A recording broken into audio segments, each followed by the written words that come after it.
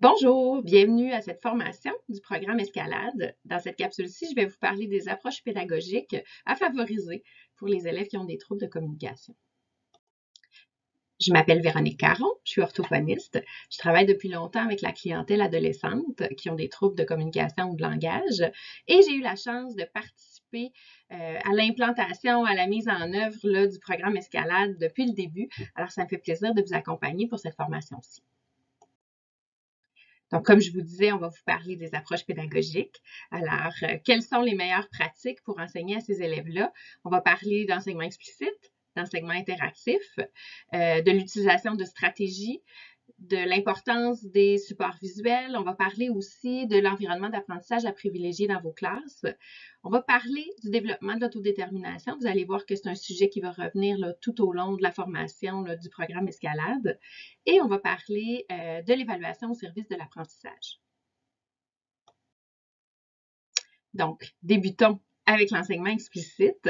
C'est un constat qui est maintenant bien ancré dans les pratiques pédagogiques. On voit ça dans les classes, les différents intervenants en parlent. C'est ce qu'on peut lire aussi dans plusieurs études, comme quoi c'est quelque chose, là, c'est vraiment une bonne pratique. Donc, qu'est-ce que c'est que l'enseignement explicite? Vous le savez déjà. Mais en fait, c'est qu'on va aller cibler l'enseignement qu'on veut enseigner, puis on va décortiquer la tâche à effectuer. On va décortiquer les explications pour que ce soit clair pour l'élève qui comprenne bien ce qu'on s'attend de lui, finalement. Souvent, je vais dire que c'est comme de lui donner une recette. On va lui donner les différentes étapes importantes, puis on va le donner de façon séquentielle pour qu'il sache exactement ce qu'il doit faire, dans quel ordre, pour qu'il réussisse à effectuer la tâche. Quand on parle d'explication, ben, c'est sûr que celles-ci doivent être claires, détaillées, pas trop longues. On va aussi en profiter pour faire du modelage, pour que l'élève soit en mesure là, de bien voir ce qu'on s'attend de lui. Puis, par la suite, on va lui offrir la chance d'expérimenter par la pratique guidée. Alors, on va voir comment eux vont mettre en œuvre la recette qu'on leur a donnée. Puis, on va pouvoir, par des rétroactions, venir commenter cette pratique-là et voir là, comment ils peuvent se réajuster. Nos rétroactions vont être constructives, alors on va leur dire vraiment ce qu'on s'attend d'eux, ce qui marche pas, pour qu'ils puissent se réajuster. J'ai aussi parlé de renforcement parce que, bon, vous savez bien, nos élèves ont souvent une estime de soi qui est assez faible, donc de les renforcer, de leur démontrer leur force, ça va souvent avoir un impact sur leur motivation puis ils vont devenir partie prenante là, de leur apprentissage, puis c'est ce qu'on souhaite. Je vous parle aussi de vocabulaire. Souvent au secondaire, on a l'impression qu'ils vont comprendre, mais ce qu'on retrouve, c'est du vocabulaire qui va être beaucoup lié aux différentes matières d'enseignement, donc souvent du nouveau vocabulaire, ou sinon, ça va être du vocabulaire qui va être beaucoup plus abstrait que ce qu'on va avoir vu au primaire, finalement. Donc, ça va être important pour vous de donner les explications liées au vocabulaire, que ce soit par des explications, des définitions, on peut l'écrire au tableau, on peut leur fournir des outils dans lesquels on va venir définir les mots qui sont plus difficiles ou qu'on va utiliser beaucoup. Le matériel pédagogique présentement utilise beaucoup cette stratégie-là. Ils vont mettre en gras le vocabulaire qui va être nouveau, qui va être moins accessible, puis les définitions vont être données dans le bas pour que le jeune puisse s'y référer souvent, parce qu'ils ont vraiment besoin de cette répétition pour acquérir le nouveau vocabulaire, autant au niveau réceptif, donc de la compréhension, qu'au niveau expressif, donc qu'ils puissent utiliser ces mots-là. Puis si vous voulez qu'ils puissent réutiliser justement ces mots-là puis les réinvestir ailleurs, ça va être important qu'on mette l'emphase là-dessus. Je vous parle maintenant d'enseignement interactif. J'aime beaucoup cette citation-là de Paul qui dit que dans le fond, l'acte de communication, c'est un acte qui se produit à deux, au minimum, et que dans le fond, lorsqu'il y a une personne qui a une difficulté de communication dans cette dyade-là, ben, l'autre personne aussi doit partager cette difficulté-là. Alors, c'est pas juste, ça appartient pas seulement à la personne qui a le trouble de communication. Par cette citation-là, je pense qu'on met l'emphase sur le fait que, comme enseignant, comme animateur du programme Escalade, bien, dans le fond, vous aurez à livrer un message. Mais ça se peut que votre message ne soit pas compris nécessairement par tous. Alors, c'est de votre responsabilité, hein, en misant sur vos habiletés langagières qui sont bonnes, de vous assurer que le jeune est en mesure de recevoir le message que vous lui donnez pour qu'il puisse faire les apprentissages nécessaires. Donc, vous êtes un joueur clé pour la communication. On va vraiment se fier à vos habiletés langagières pour qu'ils puissent cheminer. Quand on parle d'enseignement interactif, ben on va parler beaucoup de questionnement. Alors, on va vouloir qu'il y ait un échange entre les élèves et vous en tant qu'animateur. Donc, c'est sûr que ça va permettre à l'élève de se concentrer sur le contenu de la leçon. Alors, plus c'est interactif, plus il va être attentif. Si on le questionne, ben, il va avoir aussi à élaborer des éléments. On sait aussi que quand on a à expliquer, ben, l'apprentissage va se faire de façon plus profonde. Mais à vous, ça vous permet aussi d'aller vérifier la compréhension. Ça vous permet de voir qu'est-ce qui a été retenu, qu'est-ce qui a été compris, comment l'enfant est capable de nous le livrer, je devrais dire l'adolescent. Puis, ben, comme je disais tout à l'heure, ça garde les élèves actifs et attentifs. Ils savent que vous allez les questionner, fait qu'ils sont là, puis ils participent. C'est ce qu'on souhaite. L'autre élément, c'est qu'en fait, on va suggérer de faire des évaluations qui vont être formatives, puis d'en faire souvent, de façon régulière. L'évaluation formative va permettre, en fait, de vous réajuster tout au long de votre enseignement, parce que quand vous allez cibler les éléments qui ont été mal compris par les élèves, ben vous allez pouvoir poursuivre un enseignement dans ce sens-là pour les amener à avoir appris ce qu'ils ont besoin finalement. Alors, c'est vraiment ce qu'on va souhaiter.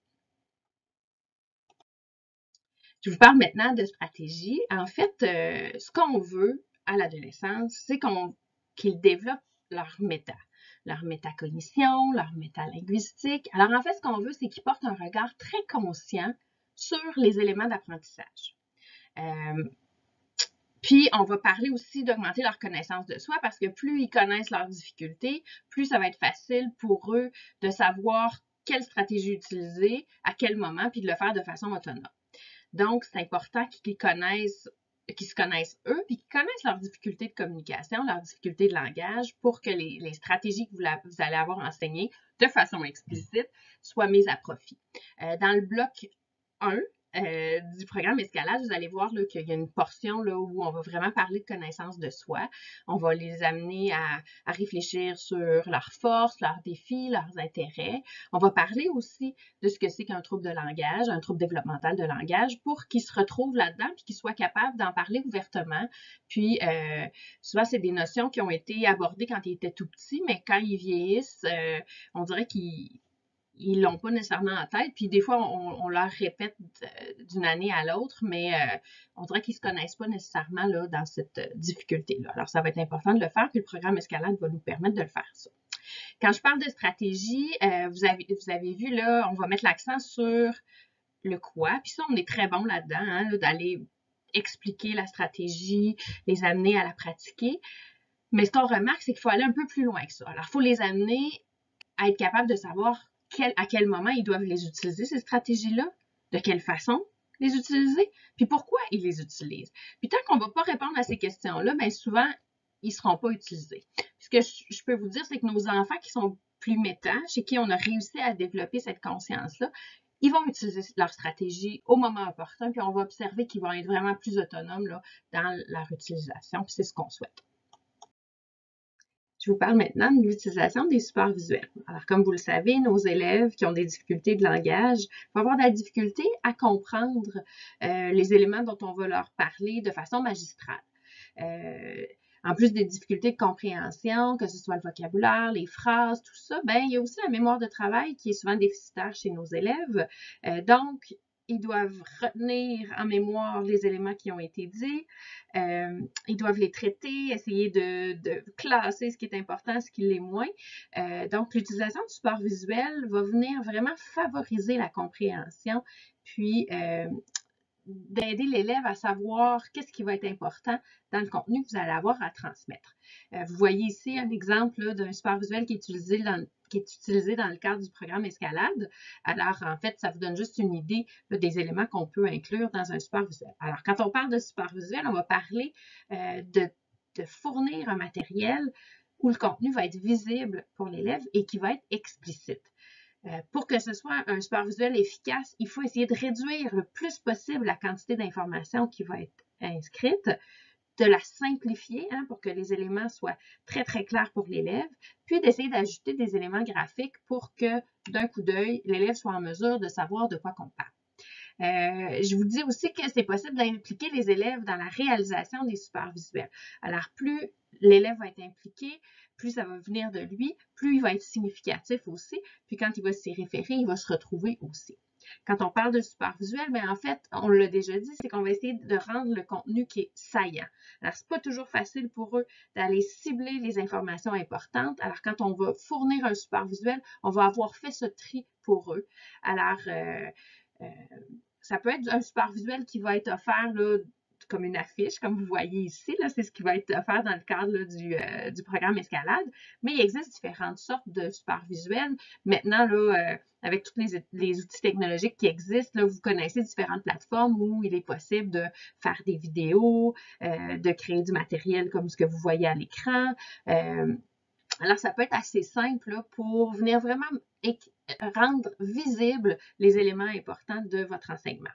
Dans le point qui mentionne de rendre le contenu saillant, bien, je ne voulais pas passer à côté le fait de des fois se servir aussi des éléments auditifs pour rendre saillant le contenu qu'on veut donner, alors que ce soit par la variation de l'intensité de notre voix. Alors, si on se met à parler beaucoup moins fort, on va voir que les jeunes vont se mettre à écouter. Alors, on va aller attirer leur attention. On va rendre saillant par la différence là, à ce moment-là. On peut le faire aussi par la prosodie ou par le débit. Alors, si on se met à parler très lentement aussi, la perception de cette différence-là va attirer l'attention de nos jeunes.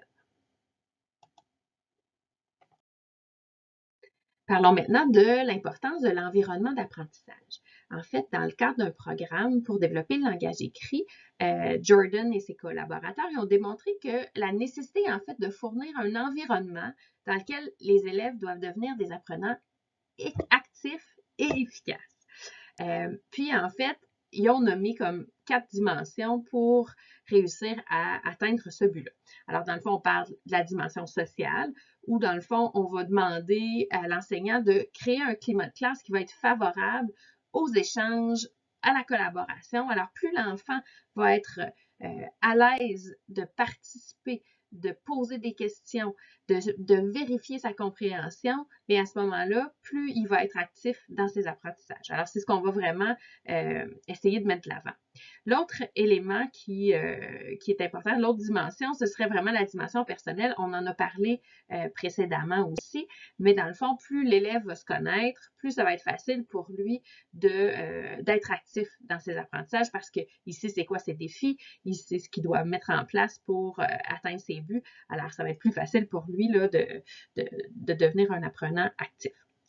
On parle aussi de développement des connaissances. Alors, comme enseignant, on va essayer de traiter différents thèmes pour vraiment amener les élèves à approfondir. Hein. On sait que l'activation des connaissances antérieures, ça va être favorable pour les jeunes.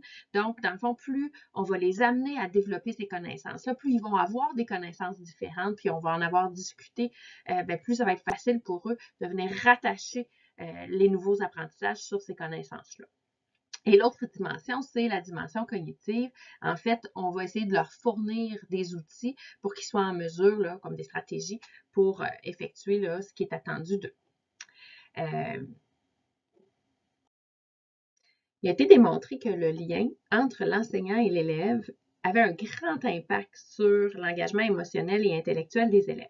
Alors, en fait, les enseignants sont grandement responsables de ce que les élèves apprennent ou pas à l'école, puis le lien qu'ils développent entre eux va avoir aussi une incidence importante.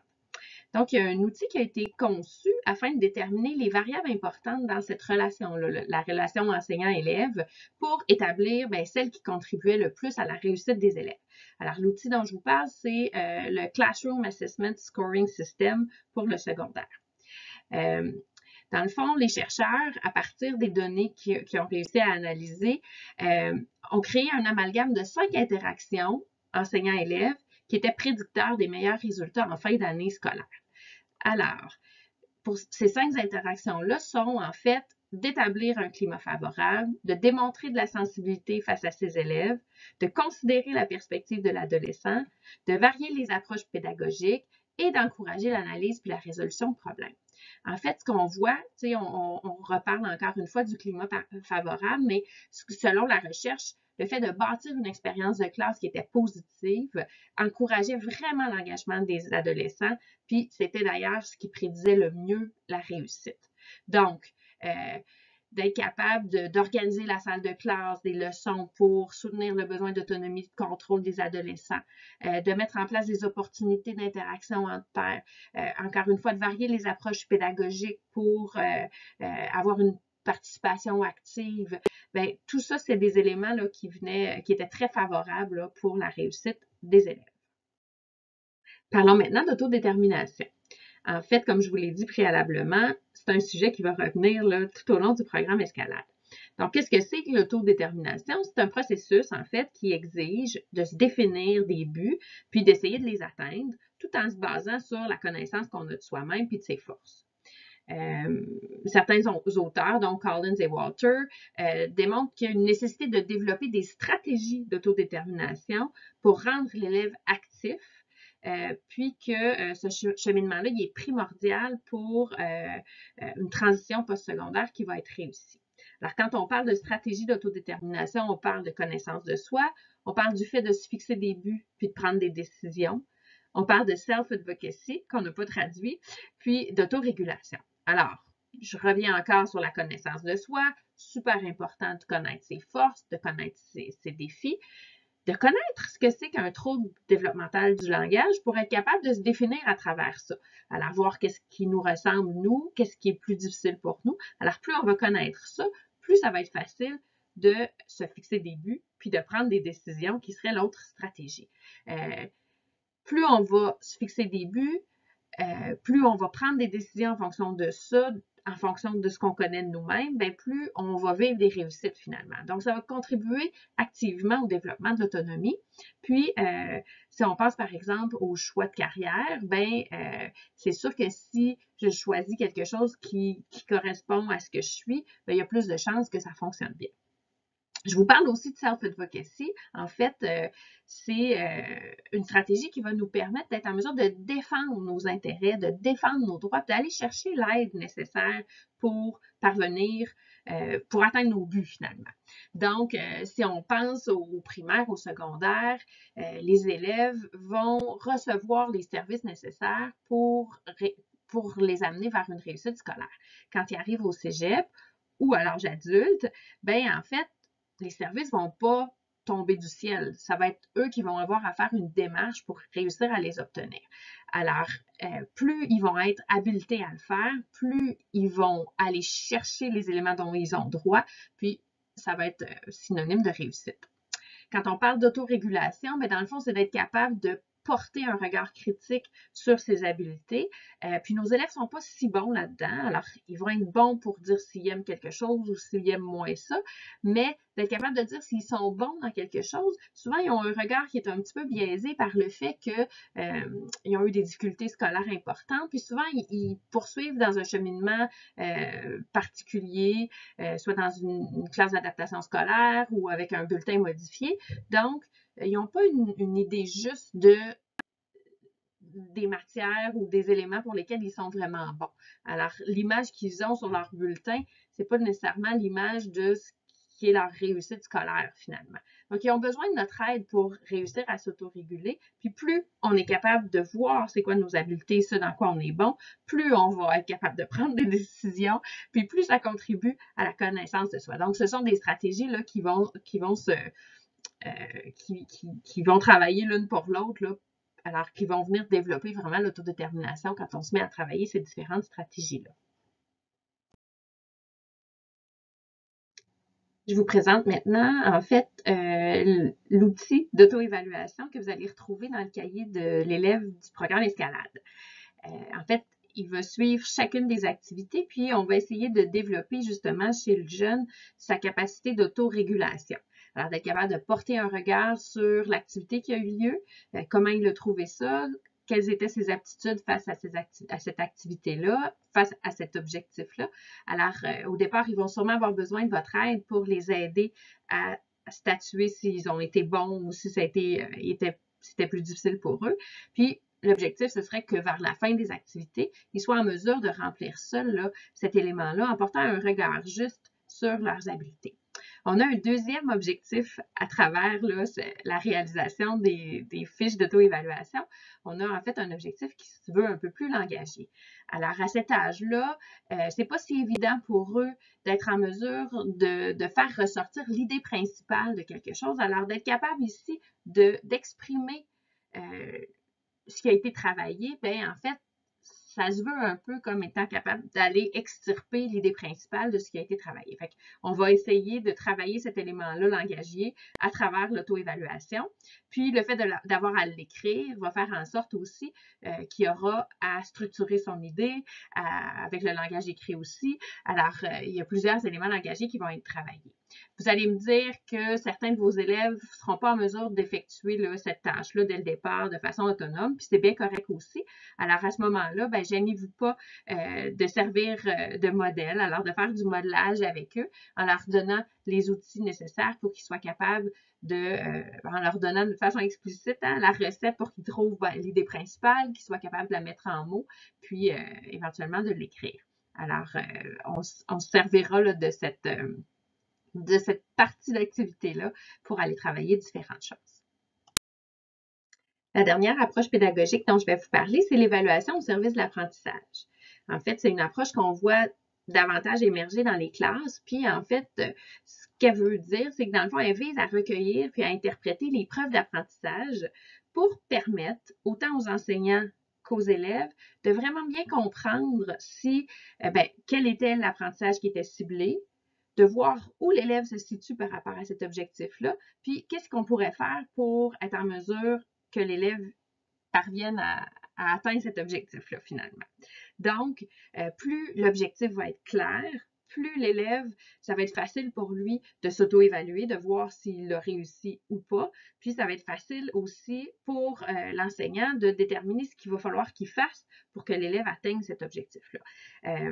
Souvent, les élèves vont avoir en tête la note. Alors, ils ne savent pas nécessairement dans quoi ils sont bons ou dans quoi ils ne sont pas bons, mais ils savent qu'ils ont eu une mauvaise note et puis ils ont une mauvaise note en maths, donc ils ne sont pas bons en maths. Ils ne sont pas capables de vraiment venir cibler de « Ah ben moi, les fractions équivalentes en maths, j'ai de la misère avec ça ». Ils vont voir ça comme un tout parce que ce n'est pas si clair pour eux les différents objectifs qu'on est allé évaluer dans les évaluations. Donc, plus on va rendre clairs les objectifs derrière les enseignements, derrière les évaluations, plus ça va être facile pour eux de se faire une tête sur ce qui réussissent bien puis ce qui réussissent mal. Puis ça va être bon pour l'estime de soi aussi. Puis ça va être bon aussi pour les stratégies d'autodétermination pour venir se fixer des buts. Donc, selon les auteurs, l'évaluation au service de l'apprentissage devrait donc offrir une rétroaction qui est continue sur l'apprentissage. Donc, l'élève devrait savoir où il se situe par rapport à l'apprentissage ou par rapport à l'objectif qu'on va avoir ciblé. Ça nous ramène à notre enseignement explicite où, en fait, on encourageait la rétroaction là, lors de la pratique guidée. On va aussi encourager l'élève à s'améliorer continuellement. Alors, on va le renforcer, on va essayer d'augmenter sa motivation, puis plus il va voir c'est quoi les objectifs qu'on essaye d'atteindre, bien, plus lui, il va pouvoir se fixer des buts par rapport à ça. Donc, encore une fois, on travaille l'autodétermination. Ça va permettre aussi l'évaluation, la rétroaction par les pairs. Tantôt, on parlait de climat favorable de classe où on essaye d'avoir une valeur de collaboration. Bien, ça aussi, ça va être facilité par ça. On va permettre aux élèves de comprendre leur processus d'apprentissage. Donc, c'est quoi les stratégies qui fonctionnent pour eux? Donc, c'est aidant pour la mise en place de stratégies par la suite, puis ça vient nourrir la connaissance de soi. Puis, on parle ici aussi pour s'auto-évaluer. Hein, on en a parlé juste précédemment. Puis, en fait, aussi, ce qu'on va faire, c'est qu'on va essayer d'utiliser des outils pertinents d'évaluation pour que ça soit collé à la réalité des élèves, pour que ça leur parle puis qu'ils sachent à quoi ça va servir éventuellement. Donc, les approches pédagogiques vous ont été présentées. Je profite de ce nuage de mots-là pour vous faire un bref rappel de ce qu'on a parlé. Alors, on a parlé de l'enseignement explicite, de l'importance de rendre saillant, de cibler les éléments essentiels en donnant une recette aux élèves. On a parlé d'enseignement interactif, donc essayer d'aller questionner les élèves pour comprendre où ils en sont dans leurs apprentissages pour qu'on puisse mieux s'adapter. On a parlé de support visuel, alors de fournir un support visuel pour venir soutenir les apprentissages puis l'enseignement qu'on va faire en classe. On a parlé de stratégie, alors d'essayer de développer des apprenants très actifs qui sont très conscients, qui sont capables de porter un regard sur leurs apprentissages. On a parlé d'environnement de classe, donc de lien entre l'élève et l'enseignant, de créer un climat favorable à la collaboration. On a aussi parlé d'autodétermination et on a terminé avec l'évaluation au service de l'apprentissage. Alors, j'espère que vous avez appris des choses. Comme je vous dis, ce sont les approches pédagogiques qui se sont avérées les plus efficaces avec la clientèle avec laquelle on travaille. Alors, je vous encourage fortement à les utiliser. Je vous remercie.